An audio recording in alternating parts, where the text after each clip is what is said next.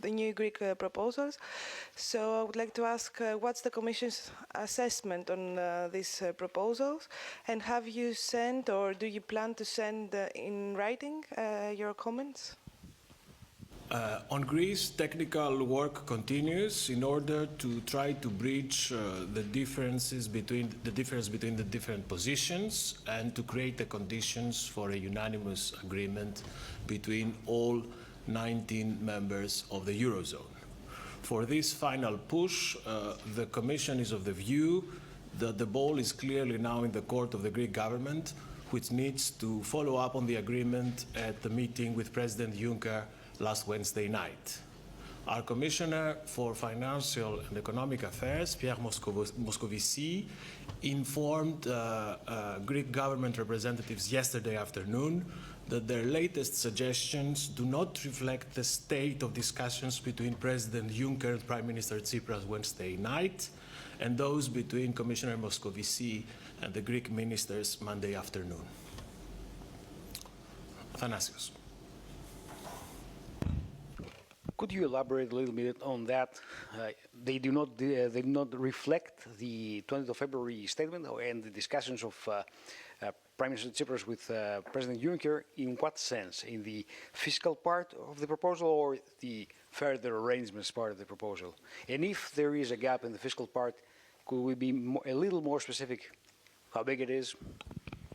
Well, for that I can refer you to Vice President Dombrovskis' public statements yesterday in Strasbourg, who said that it is still possible to move forward, but it would be important to agree in the coming days on a primary surplus target that reflects previous discussions between President Juncker and the Greek Prime Minister. And Vice President Dombrovskis also said that there is flexibility to replace certain measures with other fiscally equally measures, especially in the areas of VAT and pensions. Follow up? Why don't we just say what the number is for the primary surplus? What does the Commission think is a sustainable path for the Greek debt? So what should be the primary surplus for 2015 at least? 1%?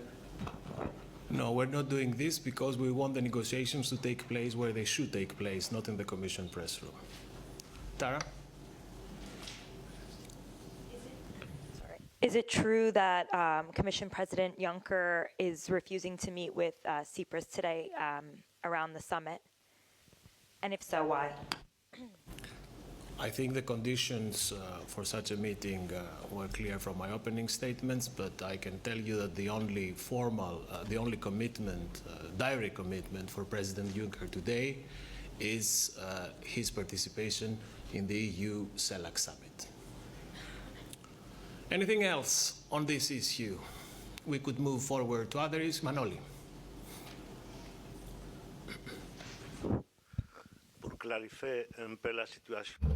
To clarify the situation, if Mr. Tsipras meets Mrs. Merkel and Mr. Holland, the President would not be there to discuss institutional political affairs? I've just replied to Tara that about the program of the President as regards other meetings that might take place in the margins of the summit. You have to ask the heads of state and government and not the Commission. Thomas. In the President of the Commission's agenda, will you be able to possibly fit in a meeting with Mr. Tsipras if the necessary conditions for that were met? Well, you know what it's like at these summits. Today there are about 60 heads of state and government. They'll all be there together in the same place for a couple of days. But I'd repeat what I just said to your colleague. There's nothing on the President's schedule, no other meetings other than his participation in the summit. Okay. To stay in the same region, you mentioned Macedonia. In what way